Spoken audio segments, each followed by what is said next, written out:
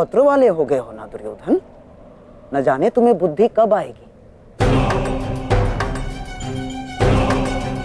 माता के समक्ष यूं अवघड़ बनकर जाओगे। रुको,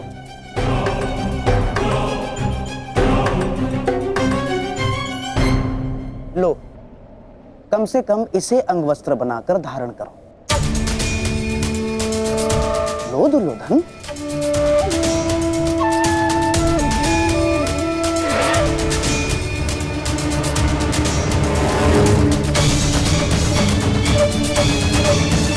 सोच क्या रहे हो दुर्योधन? देखो, मेरी बात मानो, तुम्हारा इस दशा में जाना उचित नहीं होगा। ठीक है मामाश्री।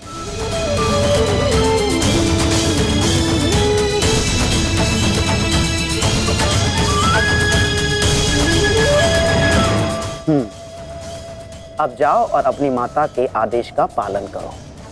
जाओ।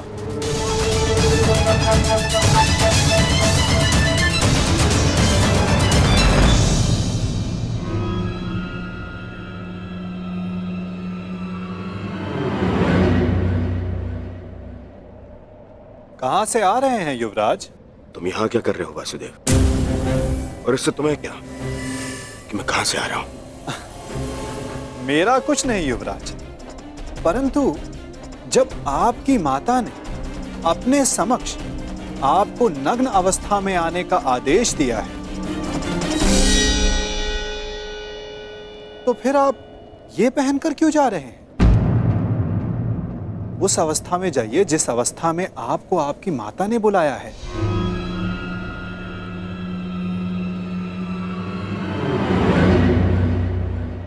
देखिए युवराज, जब माता पिता कोई आदेश दें तो बिना संकोच करे उनके आदेश का पालन करना चाहिए।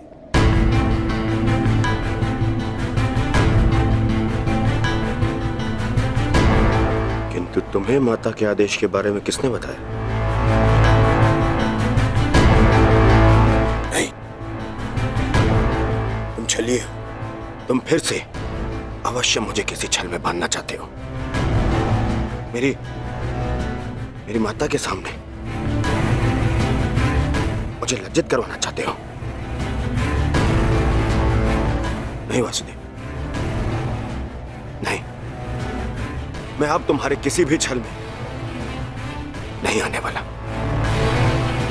चले जाओ यहां से। मैं तुम जैसे छलिए की एक बात नहीं मानूंगा।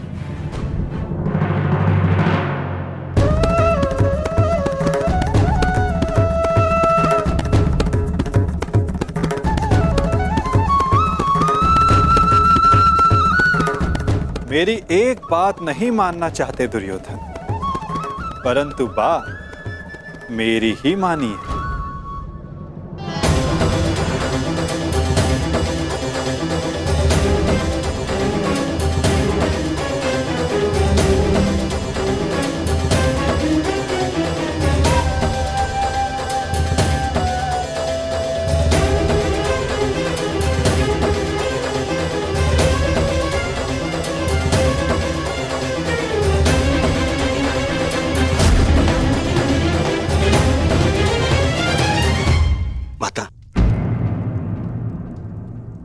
मैं आपके आदेश अनुसार गंगा स्नान करके आ गया माता।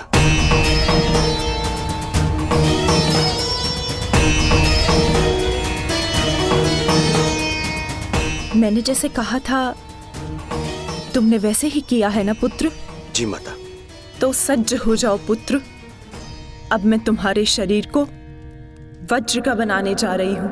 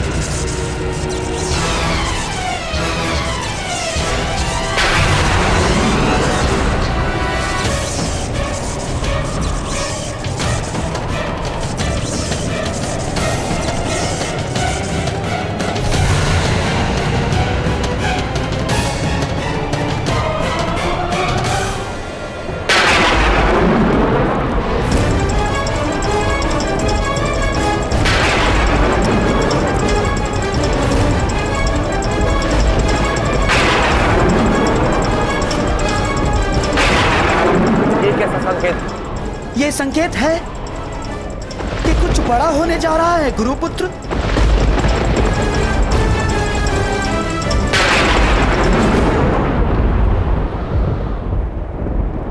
ये सब क्या हो रहा है आर्य? आपके गांडीव से ये स्वर कैसा? ये स्वर गांडीव की प्रत्यंचा का नहीं है पांचाली, मेघ गर्जन का है। परंतु कुछ समय पहले तक आकाश में ऐसा कोई संकेत नहीं था। मुझे भी समझ नहीं आ रहा है, जैसे आकाश में वज्र खड़क रहा हो और प्रतीत होता है कि इंद्रदेव की दृष्टि टेढ़ी हो गई है। नहीं विकोदर, ये संकेत है कि किसी की दृष्टि कई वर्षों के पश्चात किसी पर पड़ी है।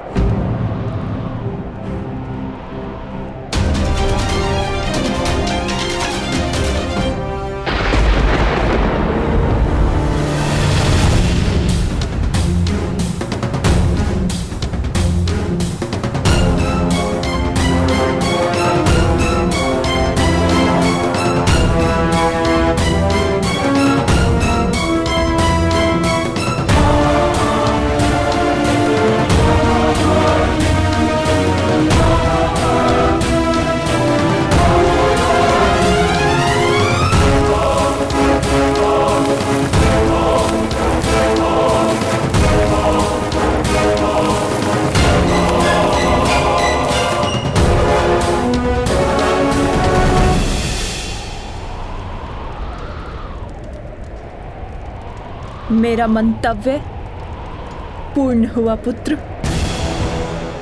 अब कोई तुम्हारा वध नहीं कर पाएगा। महादेव के आशीर्वाद और मेरे तप के प्रभाव से तुम्हारा संपूर्ण शरीर वज्र का हो गया है, जिसे क्षति पहुंचाना असंभव है।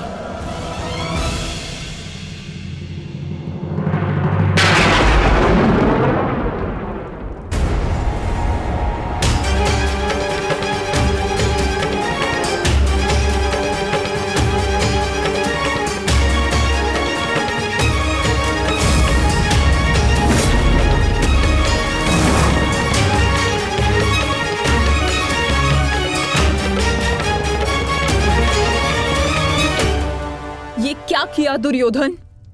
मैंने तुम्हें निर्वस्त्र होकर मेरे समक्ष प्रस्तुत होने का आदेश दिया था, तो तुम क्यों ये अंतर्वस्त्र पहन कर आए? माताश्री, बहना, क्या हुआ? क्या हुआ? क्या हुआ बहना? महादेव के वरदान का उपयोग करने के लिए मैंने दुर्योधन को निर्वस्त्र मेरे समक्ष प्रस्तुत होने का आदेश दिया था, ताकि इसका सारा शरीर वज्र का बन जाए। परंतु ये क्यों किया दुर्योधन? ऐसा क्यों किया?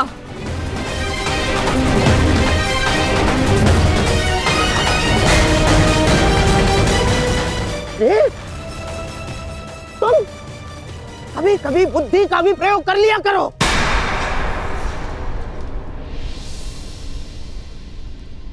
क्या कह रहे हैं मामाश्री? आप ही ने तो मुझसे कहा था कि माता के समक्ष पूर्णतः निर्वस्त्र होकर नहीं जाना चाहिए। आप ही ने कहा था। मैंने कहा? मूर्ख हो गए हो तुम। मैं कब मिला तुमसे? और ये सब कुछ मैंने नहीं कहा है तुमसे।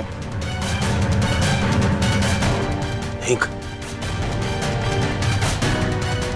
यदि आप मुझसे नहीं मिले तो वो कौन था?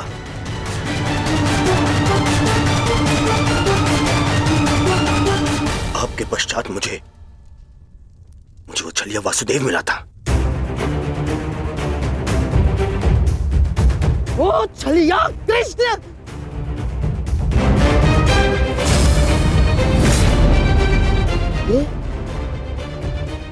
ये सब उस छलिए का किया धरा है दुर्योधन। मैं यहाँ से चलकर जाऊंगा, माताश्री का आदेश है। परंतु यहाँ से महल तक का मार्ग बहुत लंबा है प्रभु, आपको कुछ पहनना होगा। परंतु आप इस भांति अर्धनग्न अवस्था में। मेरी माता का आदेश है माता पिता के आदेश का अक्षरशः पालन करना कोई आपसे सीखे युवराज। माता के समक्ष यूं अवघड़ बनकर जाओगे? लो, इसे अंगवस्त्र बनाकर धारण करो। जब आपकी माता ने अपने समक्ष आपको नग्न अवस्था में आने का आदेश दिया है, तो फिर आप ये पहनकर क्यों जा रहे हैं? उस अवस्था में जाइए जिस अवस्था में आपको आपकी माता ने बुलाया है।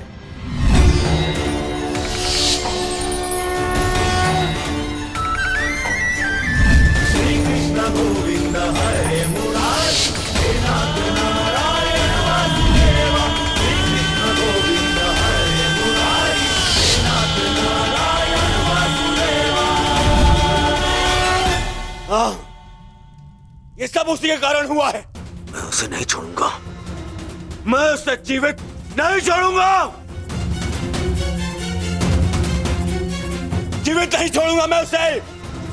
बहना, बहना, मुझे ऐसा लगता है कि अभी भी समय शेष है। एक बार मेरे होने वाले सम्राट को पुनः देख लो। दुर्योधन, उतारो तुम्हारी ये अंतर्वस्त्र, उतारो। अरे तुम समझ सकते?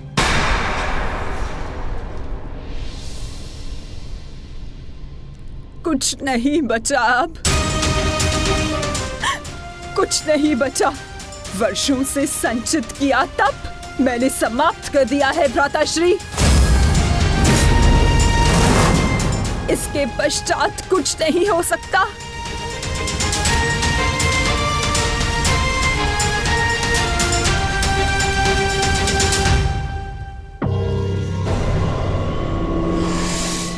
माता, मुझे क्षमा कर दीजिए, परंतु जितना आपने दिया वो पर्याप्त है माता। मेरे मित्र का प्रतिशोध लेने के लिए, उन पांडवों का अंत करने के लिए इतना भी पर्याप्त है माता।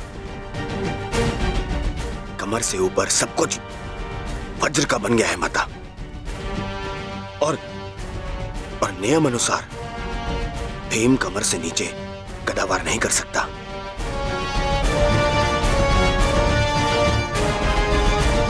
आप चिंता मत कीजिए माता।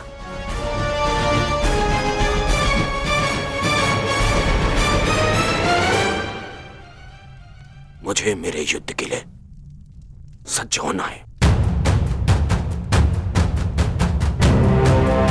मुझे आज्ञा दीजिए माता। मैं वचन देता हूं कि मैं आपके इस आशीर्वाद को व्यर्थ नहीं जाने दूंगा। प्रणिपात माता। विजयी भव पुत्र, अवश्य ही तुम्हारी विजय हो।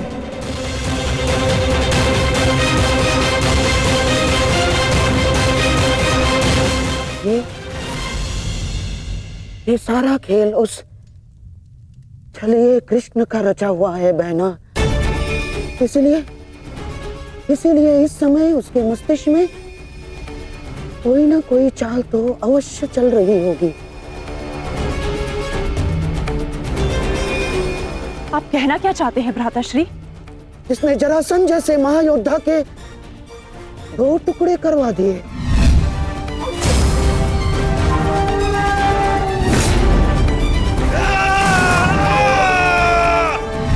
जिसने महामहिम भीष्म को उस शिखंडी का सहारा लेकर शरशैया पर लिटवा दिया,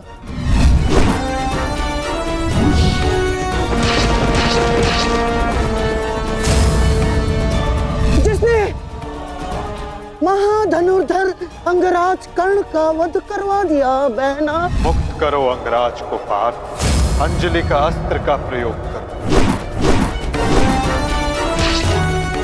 वही उद्धव, वही माधव, वही योगेश्वर, वही नटवर, वही छलिया।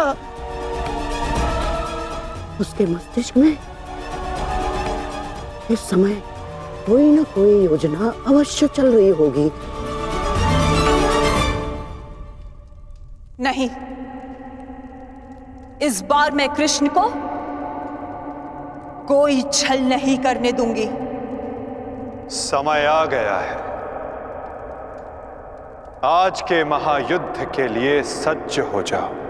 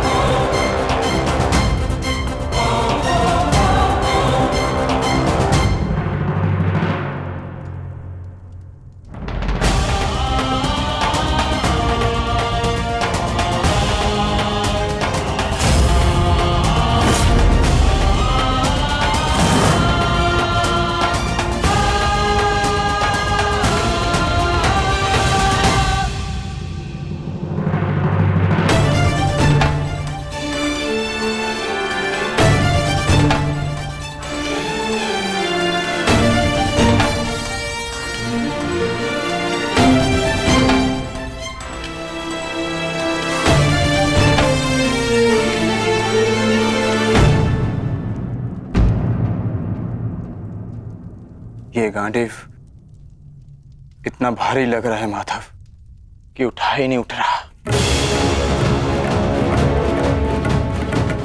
हाँ माधव, ज्येष्ठ की मृत्यु के पश्चात शस्त्र भारी हो गए हैं। शस्त्र भारी नहीं हुआ है विकोदर, तुम्हारा मन भारी हो रहा है।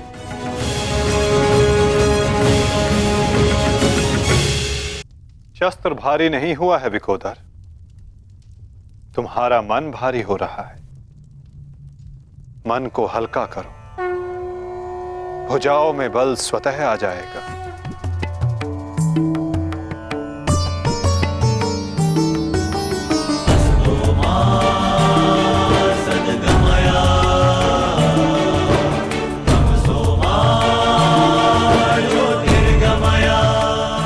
तुम सब अपने ज्येष्ठ कर्ण के लिए उनके मन की इच्छा, उनके लक्ष्य को पूर्ण करके अपने मन को हल्का कर सकते हो। कर्ण के पश्चात अब तुम सबको उसके परिवर्तन के लिए ये युद्ध करना होगा।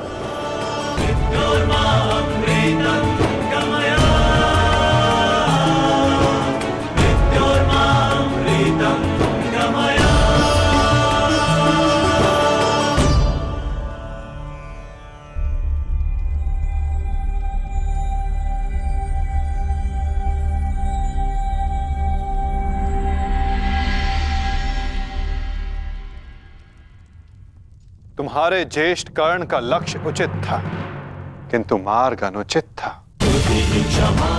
इसलिए वो पूर्ण ना हो सका। और तुम सबका मार्ग धर्मपथ है, सत्य है, परंतु तुम सबका लक्ष्य अनुचित था, प्रतिशोध। अब उचित मार्ग पे चलकर उचित लक्ष्य के लिए युद्ध करो, परिवर्तन के लिए युद्ध करो, और यही तुम्हारे ज्येष्ठ कर्ण के लिए सत्य में उचित श्रद्धांजलि होगी।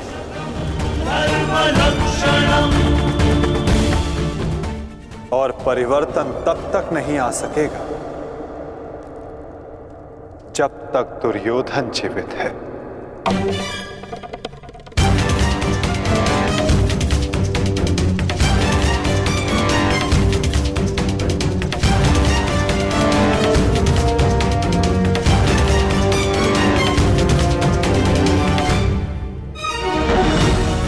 कर्ण के पश्चात अब भी युद्ध भूमि में कुछ अपने हैं जो तुम सब के विरुद्ध खड़े होंगे। कर्ण का शरीर भले ही नष्ट हो गया, परंतु कर्ण की आत्मा, कर्ण की सोच अभी भी जीवित है, और ये सोच बहुत कुछ जीवित कर देती है।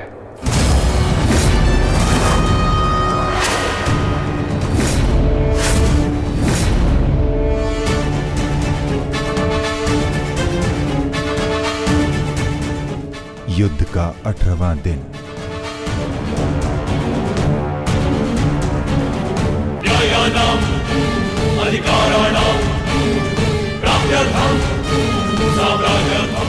कर्ण उस दीपक की भांति है जो बुझने से पूर्व दूसरे दीपक को प्रकाश दे जाता है और फिर उस प्रकाश में लौट कर आता है।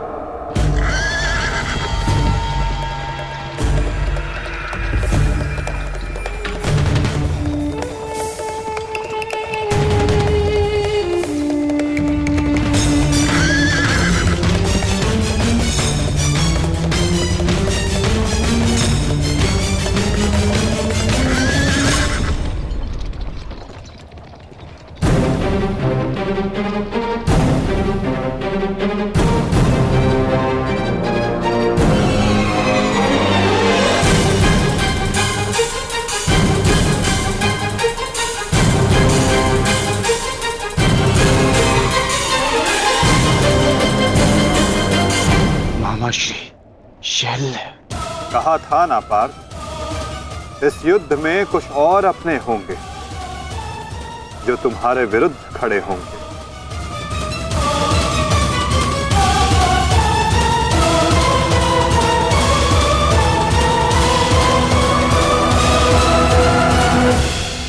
मैं जानता हूं मैं अंगराज नहीं बन सकता, परंतु मद्राज की साहस का दर्शन अवश्य होगा।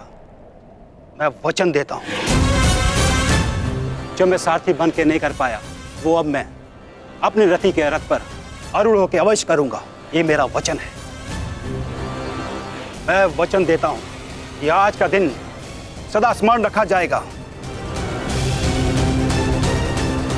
न बंधु न सखा, न बहन न कोई भांजा, आज शल्य के लक्ष्य में कोई बाधा नहीं बनेगा। आज शल्य प्रायश्चित करेगा एक महान योद्धा के मृत्यु के सहायक होने के अपराध में। आज शल्य प्रायश्चित करेगा अपने अपराध का।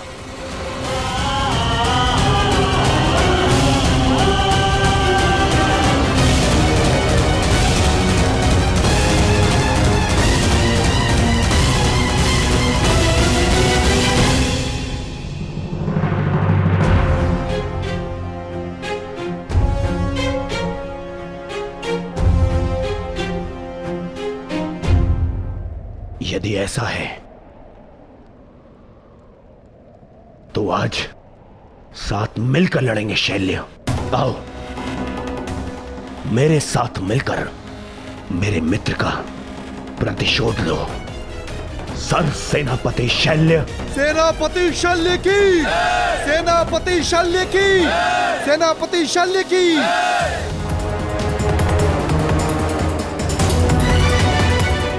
आज तुम बाण होगे और मैं ढाल।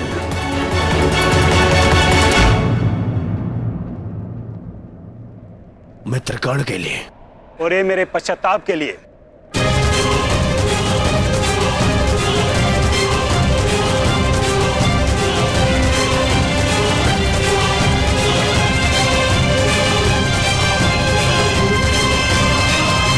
आक्रमण! आक्रमण!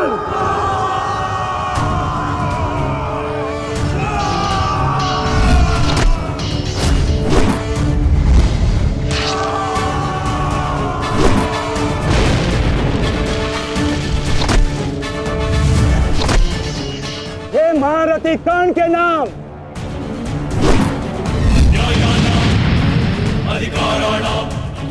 ये मित्र कर्ण के लिए।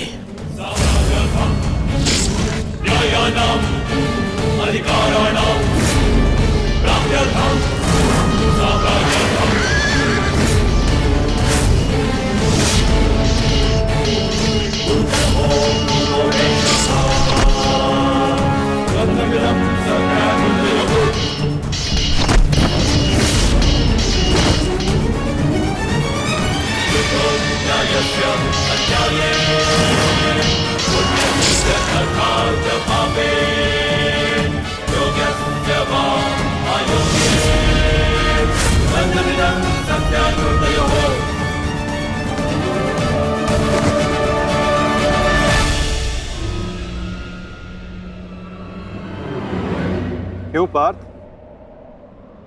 क्या कर पाओगे मदराज शैल्य के बल का सामना? रथ को मदरराज और दुर्योधन की ओर ले चलिए माधव।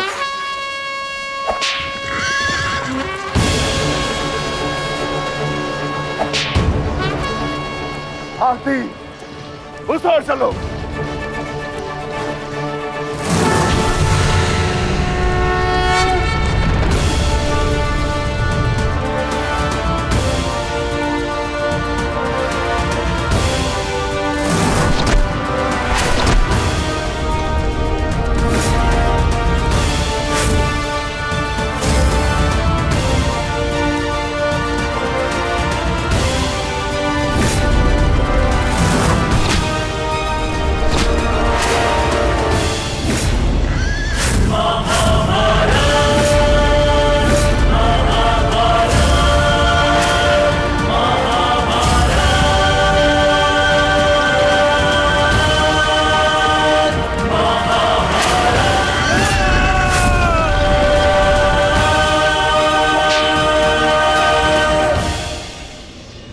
शत्रु पे प्रहार करने से पूर्व उसका बल और कौशल दोनों आंख लेना चाहिए, मूर्ख।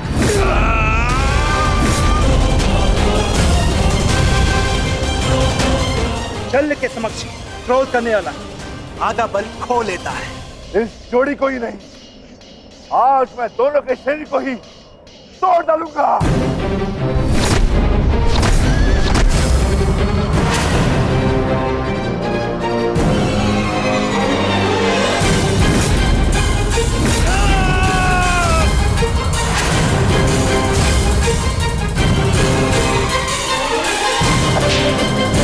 स्वयं से निर्बल को हराकर कोई महायोद्धा नहीं हो जाता है मामा श्री शल्य।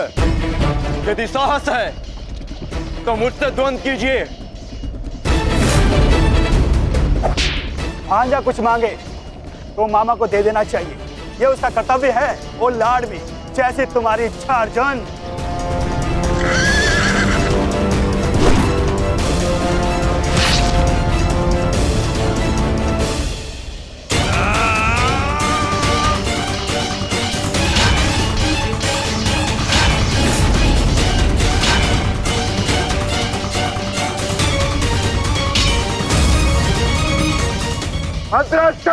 अपना लक्ष्य भूल गए विकोधर।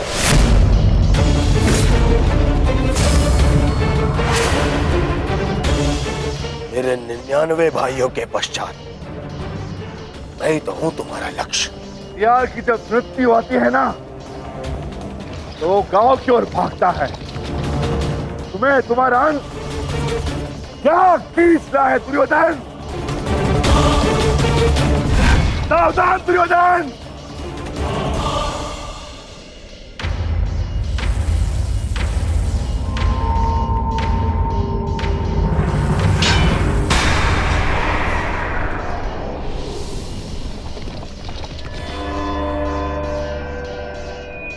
ठीक कहा तुमने,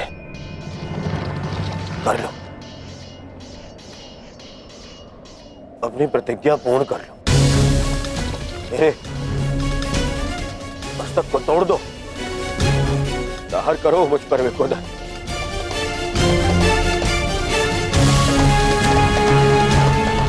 अभी वध कर दो मेरा।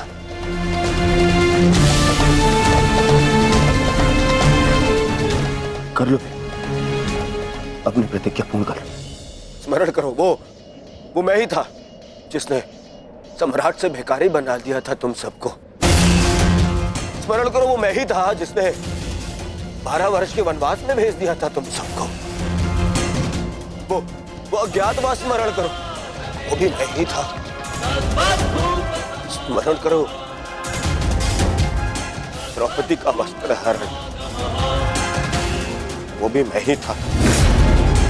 और अभिमन्यु का वध, वो भी स्मरण करो, वो भी मैं ही था। मार दो मुझे, अपना प्रतिकार लो, मुझे मार दो। ऐसे भी मेरे 99 भाई और मेरे मित्र के चले जाने के पश्चात अब जीने की इच्छा शेष नहीं है।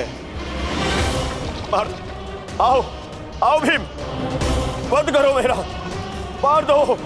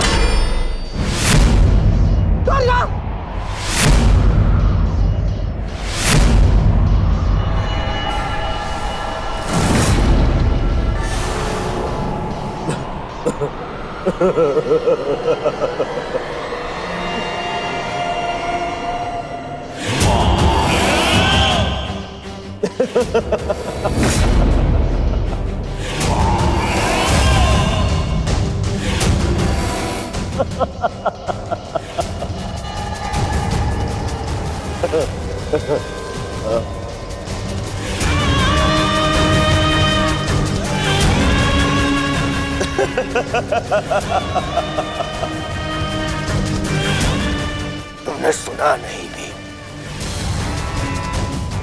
मैंने कहा 99 भाइयों और मेरे मित्र की मृत्यु के पश्चात जीने की इच्छा शेष नहीं है। यदि कुछ शेष है तो वो प्रतिकार की कामना, प्रतिशोध की इच्छा।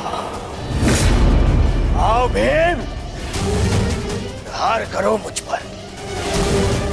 ऐसे ऐसे लोग अपने समस्त परिवार के ऊपर किए गए अपमान का प्रतिशोध ऐसे लोग ऐसे करोगे पूर्ण अपनी प्रतिज्ञा? यार करो, देखो ना ही मेरे पास कोई शस्त्र है, ना ही कोई दिव्यास्त्र। मेरे हाथ ही मेरे शस्त्र है और मेरा क्रोध ही मेरा दिव्यास्त्र। प्रहार करो।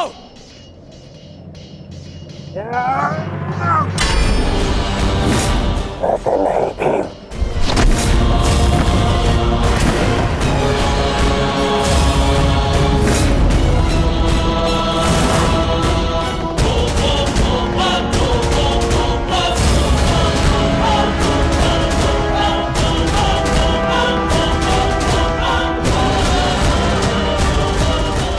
वहां क्या देख रहे हो अर्जुन? सामने देखो, शत्रु तुम्हारे समक्ष खड़ा है।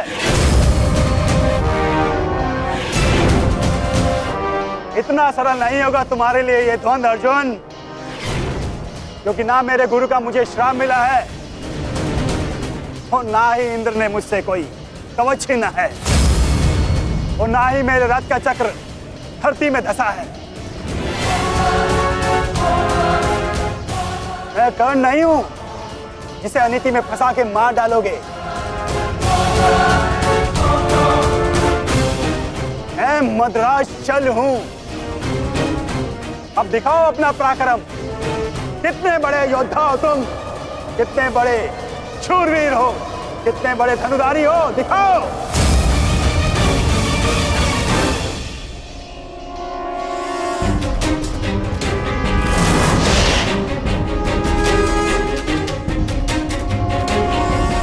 स्मरण रखना पार्थ, कभी कभी क्रोध को अस्त्र बना लेना चाहिए। तुम क्रोध में मत उलझो पार्थ, केवल अपने युद्ध पर अपना ध्यान केंद्रित रखो।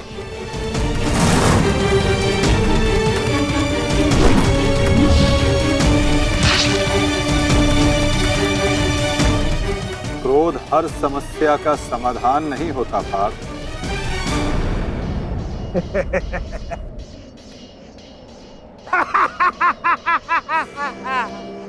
लगता है आचार्य द्रोण ने तुम्हें अधूरी शिक्षा दी है अर्जुन।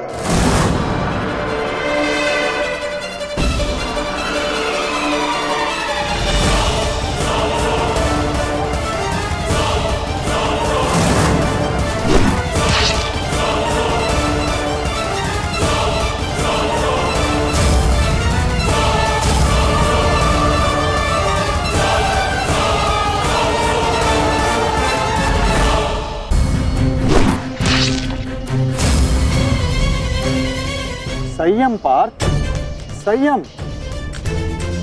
अधीनता और क्रोध मद्रराज का तोड़ नहीं है पार्थ।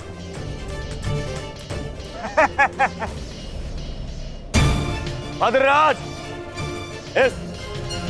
इस अर्जुन को धनुर्विद्या सीखने का बहुत शौक है। आप इसे धनुर्विद्या सिखाएं।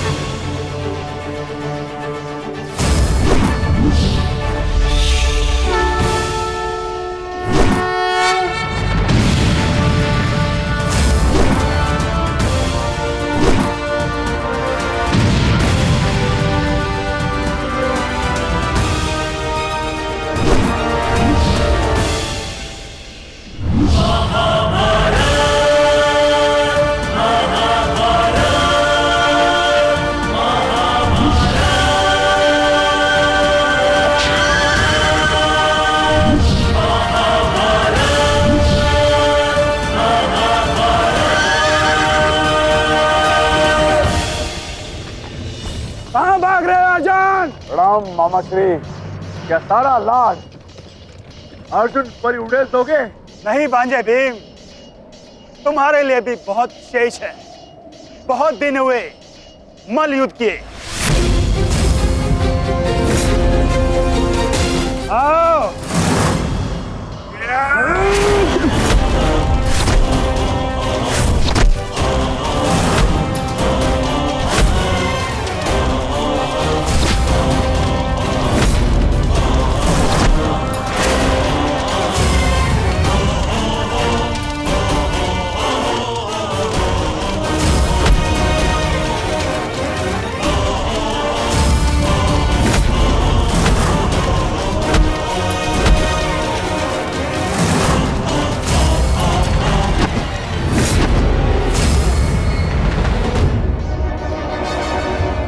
साधो विकोदर भीम, साधो।